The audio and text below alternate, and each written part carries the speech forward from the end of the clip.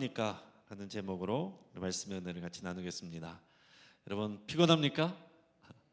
오늘 피곤한 중에 오늘 하루 종일 또 일하시고 오시고 또 집에서 집안일들 하시고 여러 가지 일들 보시고 오시느라고 이 밤중에 오셔서 여러분들의 다 육신이 또 피곤하신 분들이 많으실 테고 또 여러 가지 근심과 걱정으로 정서적으로 또 피곤하신 분들이 많이 계실 텐데 여러분 귀한 자리를 선택하셔서 믿음으로 나오셔서 여러분 잘하셨고요, 칭찬하고 축복합니다. 우리 옆에 있는 분들에게 사랑합니다, 축복합니다 같이 한번 인사하겠습니다. 사랑합니다, 축복합니다. 잘 오셨습니다. 여러분 우리가 살다 보면 피곤한 일이 많습니다. 그러나 예수님도 피곤하실 때가 많았습니다. 예수님은 하나님의 아들이니까 피곤하지 않으셨다면 불공평하죠. 예수님은 인간의 몸을 입고 오셔서 이 땅에서 일하실 때 예수님도 피곤하셨습니다. 예수님도 스트레스 받으셨습니다. 예수님도 상처 받으십니다. 예수님도 외로우십니다. 여러분 그런 가운데 오늘의 말씀 가운데 여러분 나갈 수 있길 바랍니다. 예수님은 크게 이 이스라엘 지역, 이 신약 시대의 이스라엘 지역을 보면은요, 위쪽에 갈릴리 지역이고 아래쪽에는 유다 지역인데 유다의 중심은 예루살렘이고요.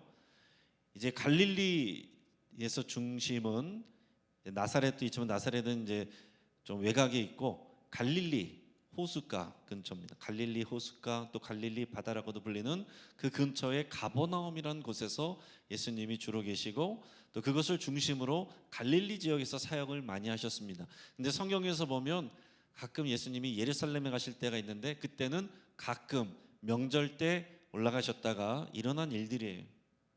그러니까 주로 예수님은 어디서 사역하셨다고요? 갈릴리 지역에서 사역을 하셨습니다. 그런데 예수님이 이 가버나움, 갈릴리 가버나움 지역을 중심으로 사역하셨는데 주로 어떤 일을 하셨느냐? 첫째는 예수님이 고치셨습니다. 치유하셨어요. 병든 사람들 다 치유하셨습니다. 귀신 들린 사람들 귀신 쫓아내시고 치유하셨습니다. 그리고 가르치셨어요. 또 해변가니까 바다에 배를 띄워놓고 거기 모인 사람들을 향해서 예수님이 가르치실 때도 있고 산 위에 올라앉아서 모인 사람들에게 가르치실 때도 있었습니다. 그리고 세 번째는 말씀을 선포하며 전도하면서 다니셨어요. 고치시고 가르치시고 또 전도하시다. 이게 예수님의 삼중 사역입니다. 근데요, 하나도 쉬운 게 없습니다. 하나도 쉬운 게 없습니다. 저도 병원에 가끔 가보면은 의사 선생님들 만나보면 힘들겠다 그런 생각이 들 때가 있습니다. 병원에 가면 항상 사람이 많잖아요. 세상에는 아픈 사람으로 가득 찬 것 같아요. 병원에 가보면 병원에 그렇게 아픈 사람들이 많습니다. 가보면은 줄을 한참 서 있어야 돼요. 그리고 한 사람 한참 있다가 나오면은 그 다음 사람 바로 들어가고 그 다음 사람 바로 들어가고 점심 먹을 때까지 내가 보니까 쉬는 시간이 없더라고요. 그러니까 의사는 이제 하루 종일 사람을 만나고 또 처방하고 또 이제 상담도 하고 이제 그런 일들을 하는 거죠. 또 예수님 앞에 나오는 사람, 예수님 만나는 사람, 아픈 사람, 문제 있는 사람, 귀신 들린 사람, 이런 사람들이 제일 예수님을 적극적으로 찾아왔단 말입니다. 하루 종일 아침 일찍부터 날이 저물 때까지 하루 종일 그런 사람들이 옵니다. 그러면 그런 사람 한 명만 만나도요 굉장히 좀 피곤한데 하루 종일 그런 사람들이 올 때에 육체적으로는 당연히 피곤할 수밖에 없습니다. 예수님도 피곤하시다. 가르치시는 것도 쉬운 거는 아닙니다. 가르치시는 거는 또 물론 예수님은 막 이렇게 미리 전날에 막 준비해서 막 원고 쓰고 그러진 않으셨지만은 그런 예수님이 또 사람들을 향해서 가르치시고 전도하시고 하는 것도 쉬운 일이 아니에요. 학교 선생님들 보면은 가르치시는 거, 하루 종일 가르치는 거 쉬운 일이 아닙니다. 굉장히 피곤하고 또 이제 스트레스도 쌓이고 어려운 작업이에요. 또 거기에 플러스 예수님은 뭘 하셨느냐? 주로 죄인들하고 만나셔서요 그 집에 가서 식사를 하시는 것을 많이 하셨습니다. 그래서 예수님의 별명이 먹기를 즐겨하고 포도주를 탐하는 자다. 사람들 보면 야 너네 집에 가자. 삭개오도 너네 집에 가자. 그래가지고 거기서 그 삭개오와 그 친구들 그런 죄인들하고 모여서 같이 떡을 먹고, 거기서 이제 떡이 그 주식입니다. 이 빵을 먹고 또 포도주를 마시고, 그냥 먹고만 있는 게 아니죠. 물론 우리나라 사람들은 이제 또 식당에서 남자분들끼리만 있으면은 말없이 밥만 먹지만은, 거기 가서 예수님이 밥을 드시고 식사라는 것은요, 같이 교제하는 거예요. 같이 교제하면서 정말 인격적인 그 상담이 이루어지는 것입니다. 그 사람이 치유되는 그런 시간이에요. 그 사람을 받아들여 주는 시간입니다. 여러분, 먹는 것이 굉장히 중요한 일입니다. 먹는 것이 굉장히 영적으로 중요한 의미를 갖고 있고요. 실제적으로도 사람이, 여러분 가만히 입 다물고 앉아 있고 저만 혼자서 막 이렇게 얘기하면은 이게 잘 들어가는 사람도 있고 튕겨져 나오는 사람도 있고 들어갔다 나오는 사람도 있고 뭐 그렇습니다.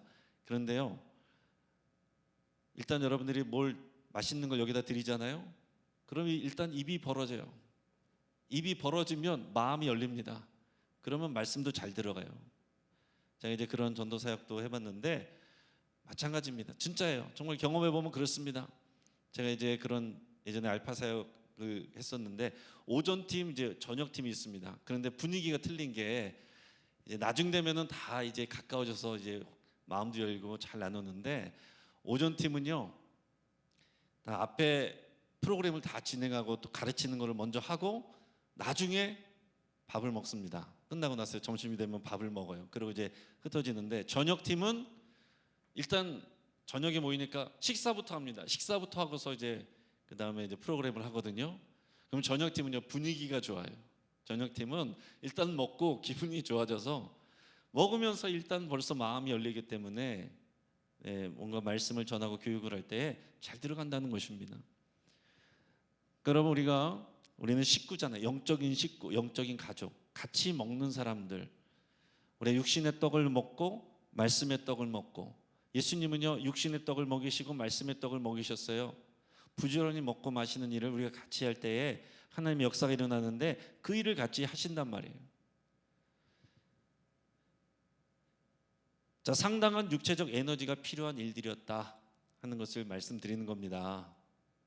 여러분, 곰곰이 생각해 보세요. 지금 이 피곤한 시간에 가만히 앉아서 여러분 듣는 게 쉬운 일이 아니잖아요.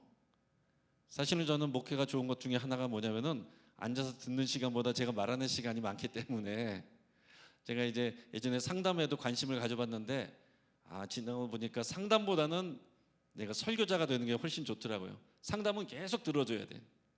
근데 들어주는 거 보니까 굉장히 피곤한 일이더라고요. 들어주는 거는 이게 쉬운 것 같지만은 이게 보통 어려운 일이 아닙니다. 그 사람의 힘든 거를, 그 사람의 스트레스를 내가 받아주기 때문에 굉장히 에너지가 들어가는 일입니다. 근데 사실은 이제 말하는 것은 오히려 더 좋은 것 같아요. 힘이 안 들어요. 할수록 이제 힘이 납니다. 듣는 사람들이 피곤하시지. 그래서 설교하는 사람이 좋은 거 못 봤잖아요. 설교 듣는 사람이 졸지. 그래서 이제 말씀을 전하고 또 여러분은 말씀을 듣고, 이 시간에, 피곤한 시간에 하루 종일 일하시고 또 집안일을 하시고 그러고 오셔서 주의 말씀을 듣고 은혜 가운데 나왔지만, 여러분 육신이 피곤하여 여러분이 졸음이 올 수도 있습니다. 그게 당연하다 하는 얘기예요. 예수님도 그러셨다는 거죠.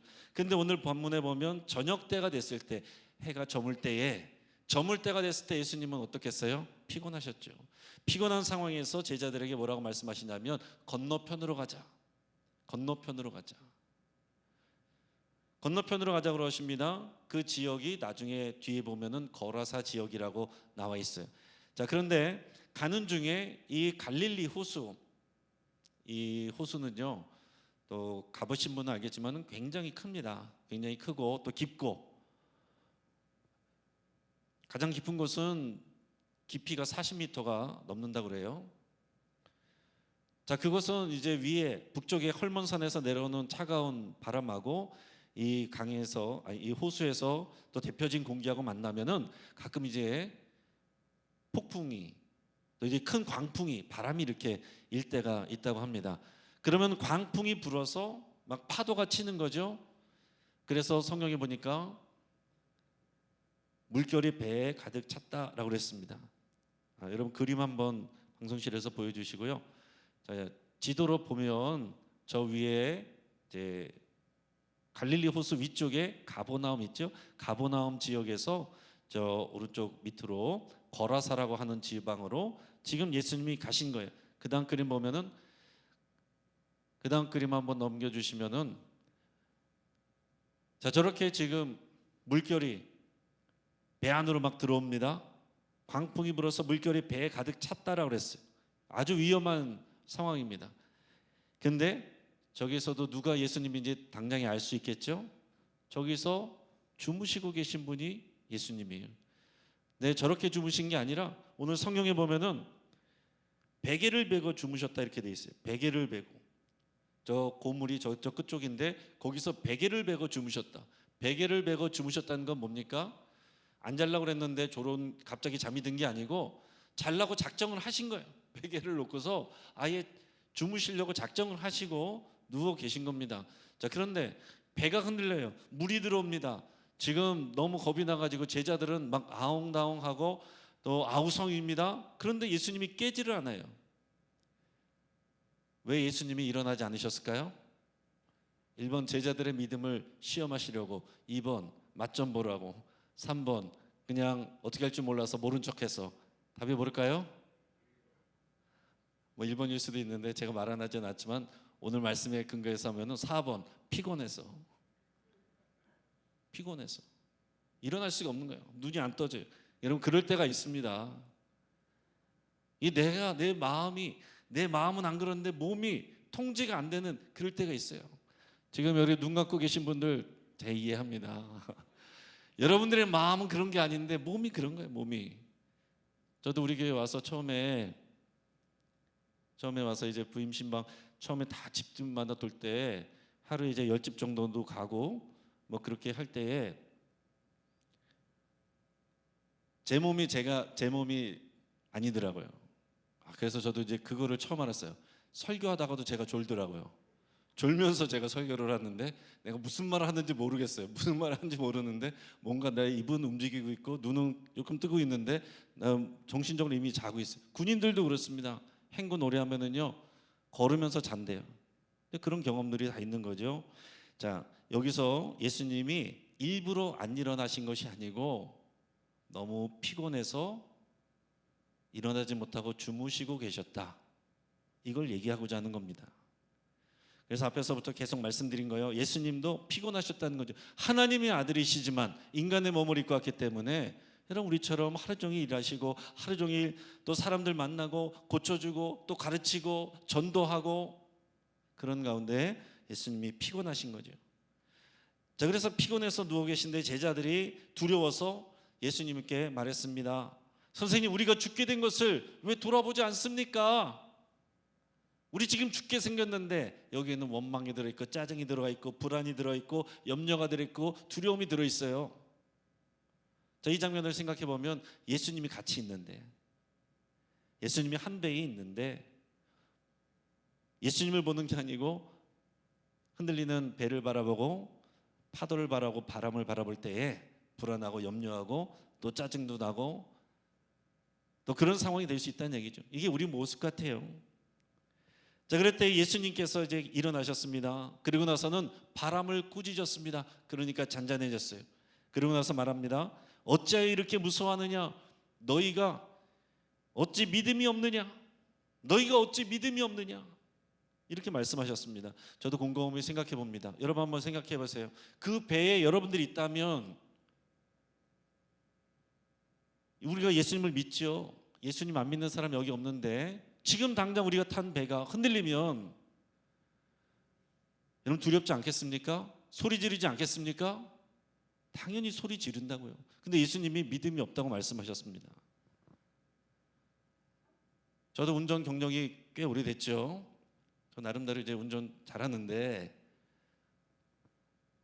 우리 가족이 아내가 옆에 타면은요 그렇게 불안해합니다.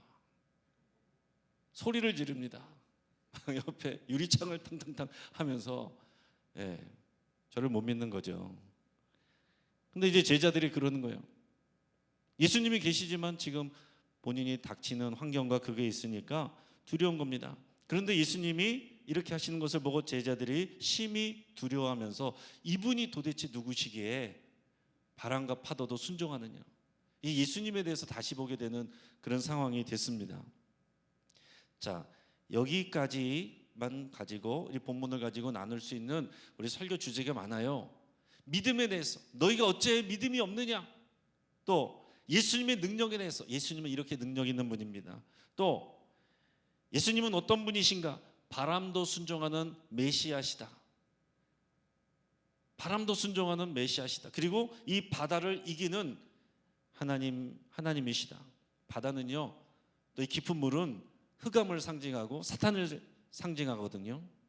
근데 그것을 잔잔케 한다. 바로 하나님이시라는 것을 보여주는 그런 장면이기도 합니다. 자, 그런데 다시 이제 질문을 합니다. 다시 질문하면 우리가 주목해야 될 것은, 주목하고자 하는 것은 그 부분이 아니라 예수님이 그런 상황인데 왜 주무시고 계셨냐 하는 거죠. 왜 주무시고 계셨느냐. 답은 앞에서 말씀드렸습니다. 뭐라고요? 피곤하니까. 피곤하니까. 예전 한참 전에 그 CF 아직도 기억이 납니다. 남편이 아침에 일어났는데 가기 싫어요. 회사 갈 시간인데 아내가 와가지고 빨리 여보 출근해야죠. 네, 안 갈래. 아, 왜 그래요? 그러니까 남편이 뭐라고 그랬어요? 피곤하니까 그랬거든요. 그때가 이제 고 최진실 씨가 신인으로 이제 CF 처음 나왔을 때인데 피곤하니까. 제가 어릴 때 봤는데 그게 지금까지도 이상하게 기억이 납니다. 그리고 저도 어린애에서 지내보니까 그게 이해가 돼요. 피곤하니까. 직장도 좋고 또 가야 되고 하는 건 알겠지만 피곤하면 가기가 싫은 거죠. 네, 저도 아침에 일어날 때마다, 새벽에 일어날 때마다 가끔 그런 생각이 들 때가 있어요. 네, 가기 싫을 때가, 피곤하니까. 근데 제가 안 가면 안 되니까. 저는 이제 담임 목사인데 안 가면 안 되잖아요. 그래서 오는데 늘 성령 충만해서 오는 것만은 아니다는 얘기죠. 피곤해서 가기가 힘들 정도로 어려울 수 있다. 예수님은 치유하시고 가르치고 또 말씀을 전하시고 상담하시느라고 피곤하셨습니다. 피곤하셨어요. 자, 그런데 본문에서 이 다음에 내용하고 우리가 연결해서 우리가 말씀을 나눠야 오늘 예수님의 모습을 우리가 더 깊이 우리가 배울 수가 있습니다. 자, 예수님이 지금 어디로 가고 계신다고요? 거라사라고 하는 곳입니다. 자, 하루 종일 일하셨습니다. 날이 저물 때까지 일하셨습니다. 새벽부터 저물 때까지. 그러고 건너가자고 했으면은 한적한 곳으로 가서 좀 쉬다가 좀 사우나도 하고 맛있는 것도 먹고 푹 자고 그러고 와서 힘을 얻어서 하셔야 될 것 같은데, 거라사라 하는 곳으로 이런 폭풍 치는 곳에서 생명의 위협을 넘어가면서 오셨단 말이에요. 거라사에 도착을 했습니다. 거라사에 도착했는데 예수님이 만난 사람 누굽니까? 귀신 들린 사람. 귀신 들린 사람이었어요. 그리고 다음 그림 한번 보여주시면은 거라사 지방에 갔는데 거기에 더러운 귀신 들린 사람이 예수님을 만났습니다. 여러분 귀신 들린 사람 본 적 있습니까? 저는 많이 봤어요. 근데 이제 단계가 다 있습니다. 우리들도 귀신 들린 건 아니지만은 귀신의 영향을 받습니다. 다 귀신이 우리를 유혹하기도 하고 우리 마음에 안 좋은 생각을 주기도 하고 옆에서 막 팔이 모기가 막 이렇게 윙윙거리면서 가끔 쏘듯이 우리에게 그렇게 영향을 미칠 수도 있습니다. 어떤 사람은 거머리처럼 착 달라붙어 가지고 크게 영향을 주고 피를 쪽쪽 빨아먹는, 평상시엔 드러나지 않는데 자기도 모르게 그렇게 휩쓸려가는 상태가 있고, 어떤 사람들은 이 안에 회충, 요충, 십이지장충처럼 숙주 삼아서 완전히 장악하는 그런 경우도 있어요. 평상시에는 너무나도 점잖고 젠틀하고 그리고 신앙도 좋은데 어떤 결정적인 또 기도 시간에, 그런 시간에 이게 딱 드러나는 사람들도 있고요. 그런데 그런 거에 비하면 이런 사람들은 완전히 점령된 사람입니다. 이 사람의 모든 생각과 정서와 영혼을 완전히 점령돼서 이 사람은요 옷을 벗고 삽니다. 옷을 안 입어요. 제정신이 아니죠. 그리고 어디 사냐면 무덤 사이에서 삽니다. 그리고 돌아다니면서 사람들 만나면 하루 종일 소리를 지르고 사람을 공격하고 자기 몸을 해치고 불로도 가고 물로도 가고. 귀신은 그렇습니다. 귀신은요 사람을 멸망하게 하고 죽이게 하는 것이 그게 목적입니다. 이 사람이 완전히 피폐해지고 완전히 망가진 상황입니다. 사람들이 하도 심하니까 쇠사슬을 묶어놨는데 힘이 어찌나 센지 쇠사슬을 끊어버립니다. 그럼 귀신은 힘이 있습니다. 지식도 있고 힘도 있어요. 저희가 사람들이 감당을 못하는데 이 귀신 들린 사람이 멀리서 바라보고 예수님께 달려옵니다. 그리고 예수님한테 절합니다. 그리고 예수님한테 절하면서 뭐라고 말하냐면은 지극히 높으신 하나님의 아들 예수님이 어찌하여 여기 오셨습니까? 당신이 나와 무슨 상관입니까? 원하건대 하나님 앞에 나를 괴롭히지 마옵소서. 이렇게 얘기합니다. 이렇게 얘기한 이유는 오늘 성경의 뒷부분에 보면 이미 예수님이 그에게서 더러운 귀신아 그 사람에게서 나와라 라고 했기 때문이라고 기록이 되어 있습니다. 예수님께서 그에게 먼저 말씀하신 거예요. 더러운 귀신아 그에게서 나와라. 여러분, 귀신은 더러운 존재입니다. 귀신은 더러운 존재예요. 그러나 여러분, 세상에서는 귀신을 섬기는 사람들이 있습니다. 귀신 내림 받고서 귀신을 섬기는 사람들이 있어요. 그 영혼을 내주고 망가뜨리는 겁니다. 쫓아내야 될 존재지 귀하게 대접하고 받아들일 존재가 아니에요. 귀하게 대접하고 받아들일 존재가 아닙니다. 더러운 귀신아 그에게서 나오라. 우리가 셀프 축사도 할 수 있습니다. 더러운 귀신아 나에게서 떠나가라. 한번 따라해 볼까요? 여러분, 큰 소리로 더러운 귀신아 나에게서 떠나가라. 그렇게 하는 거예요. 여러분, 소중하게 대할 대상이 아닙니다. 자, 그런데 그러고 나서 예수님이 이름을 물어봤더니 뭐라고 그랬습니까? 내 이름은 군대입니다 그랬어요. 군대는 헬라어로 레기온인데, 레기온은 그 당시에 로마 군단을 뜻하는 말인데, 로마 군단이 그 당시에 6,000명이 기본 단위였다고 합니다. 그러니까 정확히 6,000마리는 아니겠지만, 그런지 아닌지는 모르지만은 그 정도에는 엄청 많은 귀신이 들어가 있다는 거예요. 가능한 일입니다. 영적인 존재이기 때문에 그럴 수가 있는 거예요. 한 사람 안에 그런 많은 군대와 같은 귀신들이 들어가 있는 겁니다.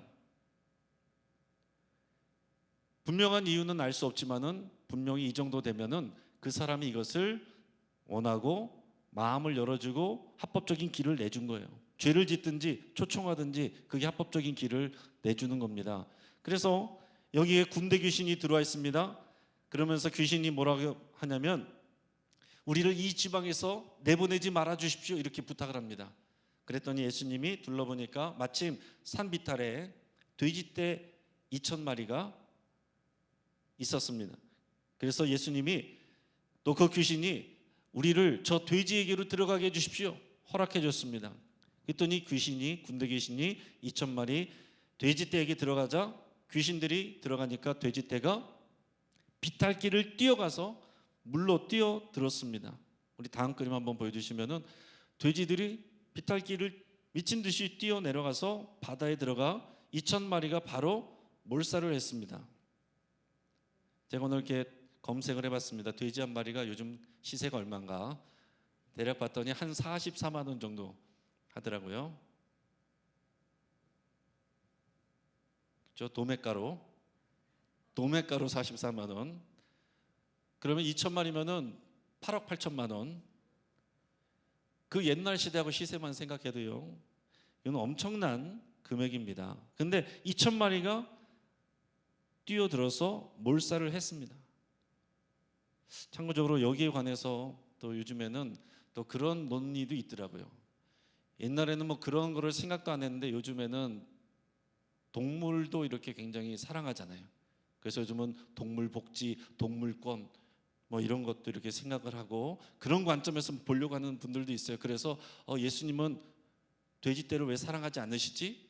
뭐 이렇게 하셔서 또 어떤 사람은 또 목사님은 거기다 해설을 달아서 돼지가 자기들을 희생해서 함께 빠져 죽었다. 그래서 그 지역 사람들 살렸다. 뭐 이런 해석을 다는 것도 보기는 했는데 여러분 중요한 건 그게 아닙니다. 물론 예수님도 동물을 사랑하시지만 더 중요한 거는 이 귀신 들렸던 이 한 사람의 생명을, 그 한 사람의 영혼을 더 귀하게 여기신다 하는 겁니다. 이 한 사람의 영혼은 8억 8천만 원 따위하고도 비교가 안 되는 겁니다. 자, 예수님은, 그리고 예수님이 가져오신 하나님의 나라는 한 영혼을 천하보다 귀하게 여기는 나라입니다. 예수님이 그런 분이에요. 하나님 나라의 주인이 예수님이시기 때문에 한 영혼을 천하보다 귀하게 여기시는 그 예수님이 이것을 실제적으로 보여준 겁니다.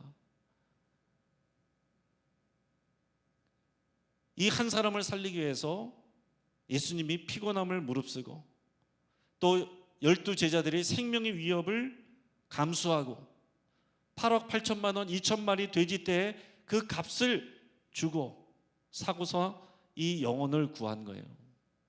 이 영혼을 구한 것입니다. 한 영혼을 살리기 위해서 그랬다 하는 거예요. 그래서 다시 오늘 본문으로 와서 생각을 하면요, 그렇게 말할 수 있습니다. 예수님 왜 그렇게 주무시고 계셨느냐? 풍랑이 치고 그랬는데 예수님 왜 그렇게 주무시고 계셨느냐? 따라하겠습니다. 사랑 때문에 피곤하신 예수님. 사랑 때문에 피곤하신 거예요. 한 사람 한 사람을 살리기 위해서 온몸을 내어주셨고 피곤하기까지, 정말 골아 떨어질 때까지 그렇게 사랑의 수고를 하신 겁니다.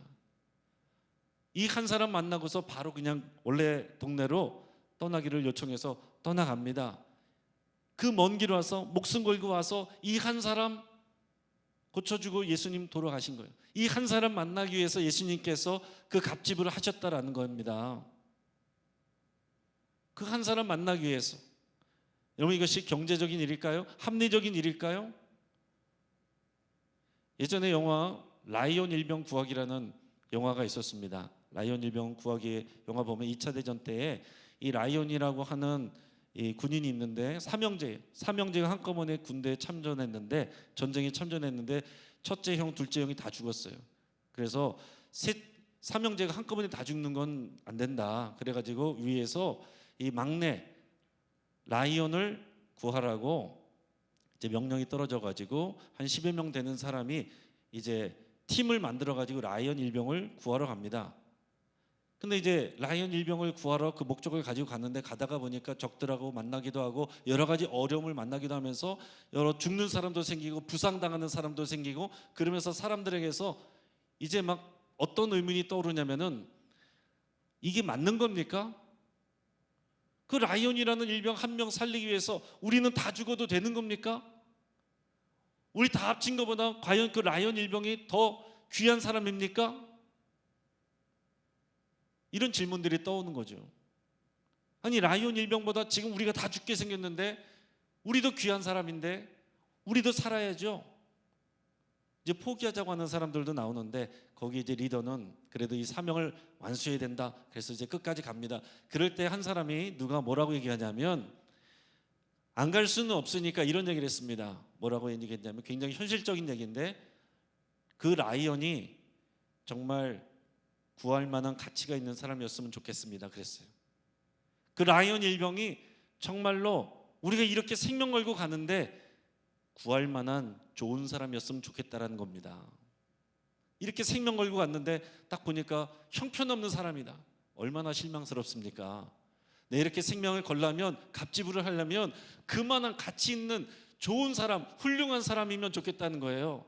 근데 그 영화에서 나중에 라이언 일병을 만나니까 훌륭한 사람이었습니다. 자기 목숨을 아끼지 않고 정말 생명을 걸고 적들과 싸우는 용감하고 좋은 사람이었습니다.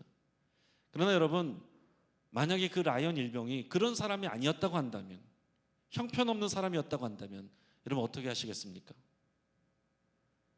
자, 오늘 본문에서 다시 적용해서 생각해 보시면, 예수님과 제자들이 생명을 걸고, 예수님 그렇게 피곤하시고 지치셨는데 그 모든 것을 걸고, 그리고 돼지 2,000마리의 값을 지불하고, 그러고서 그 한 사람 구했는데, 그 한 사람이 정말 그렇게 훌륭한 사람이냐, 그럴 만한 가치가 있는 사람이냐 하는 겁니다. 그러나 여러분, 일반적으로 그렇지 않죠? 그런 사람 아닙니다. 그럼 봐보세요. 제정신이 아닙니다. 옷을 벗고 다닙니다. 자기 몸을 막 핥힙니다. 사람들을 보면 소리를 지르고 목을 조르고 때립니다. 그런 사람이 우리 예배에 와 있다고 생각해 보세요. 어떻게 하겠습니까? 당장에 데리고 나가죠. 어떻게 같이 있습니까? 우리 공동체 안에 그런 분이 한 명 있다. 누가 좋아하겠습니까? 자, 그런 분을 누구에게 구역 편성을 한다. 어떤 교구장님과 구역장님이 좋아하겠습니까? 어떤 분이 저희 구역에 넣어주세요. 그럴 사람이 정말 어디 있을까요? 그래도 있겠죠.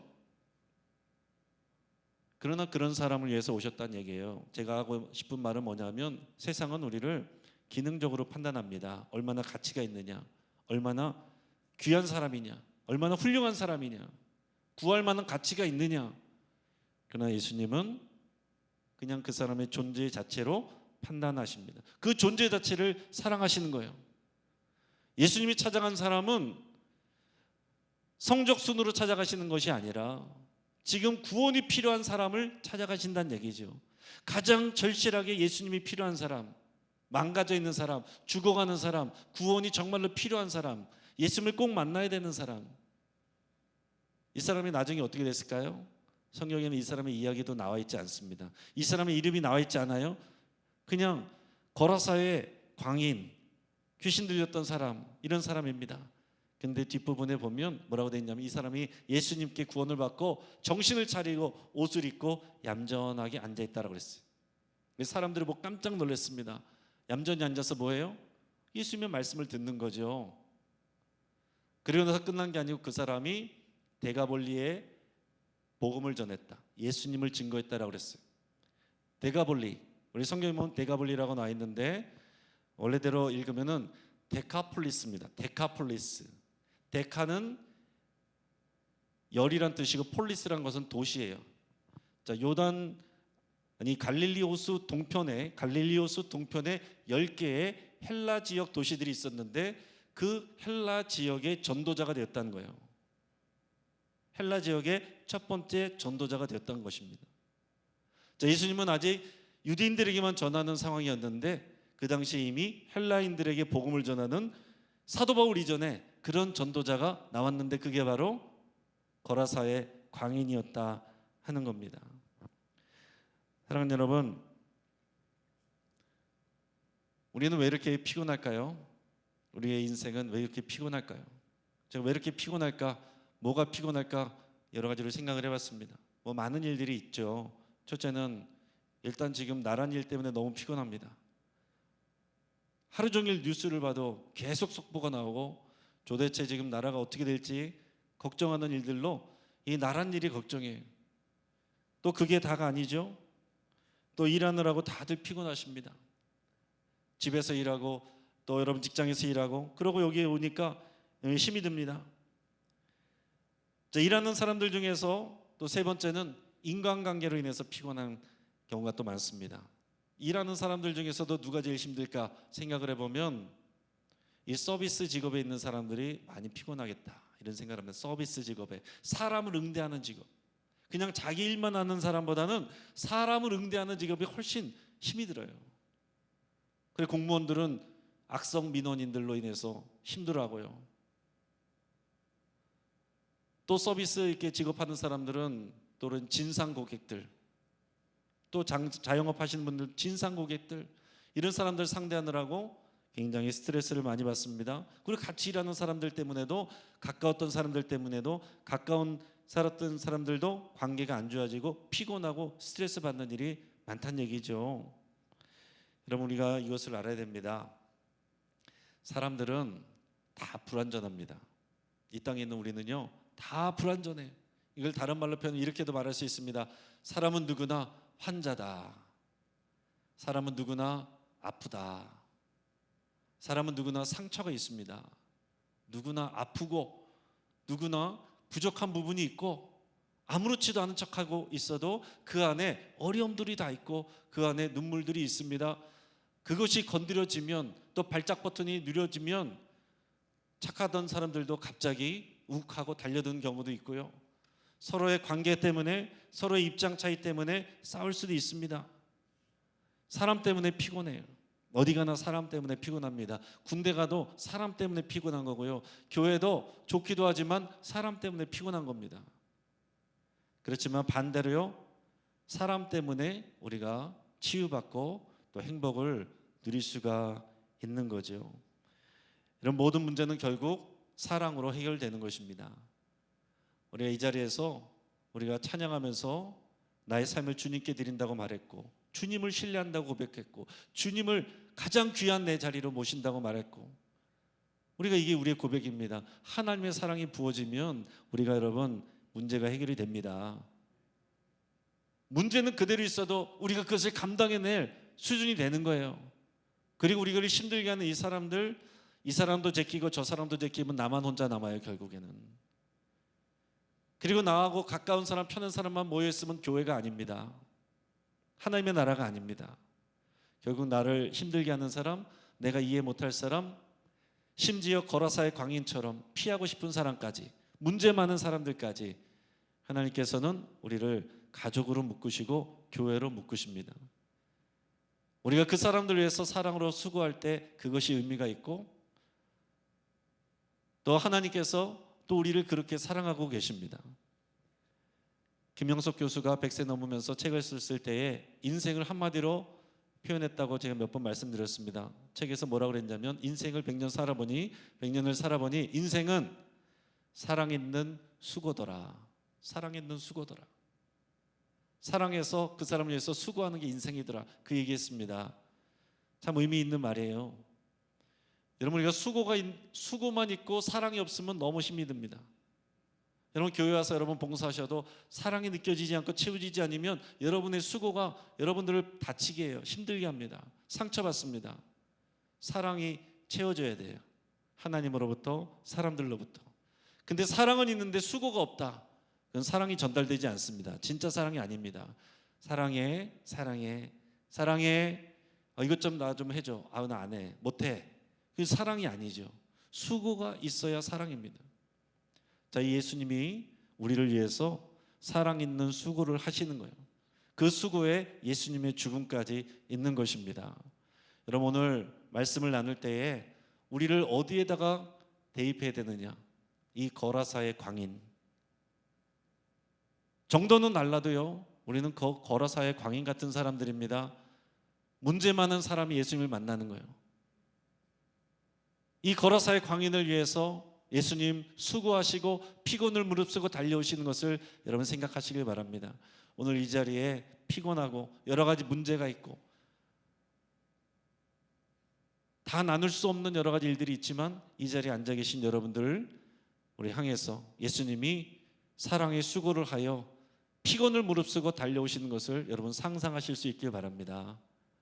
다른 어떤 갑질을 하시고서도 여러분 한 사람 한 사람을 만나시고 고치시고 여러분들에게 사명 주시고 새롭게 하시기 위해서 오늘 예수님이 이곳에 달려오셨습니다. 예수님을 깊이 만나시는 오늘 바로 그 시간 되시기를 주의 이름으로 축복합니다. 여러분, 이 시간 같이 한번 기도하겠습니다. 하나님 아버지, 정말 이 땅에 우리는 너무도 많은 피곤한 일들이 많습니다. 외적으로도 내적으로도 너무나도 피곤한 일들이 많습니다.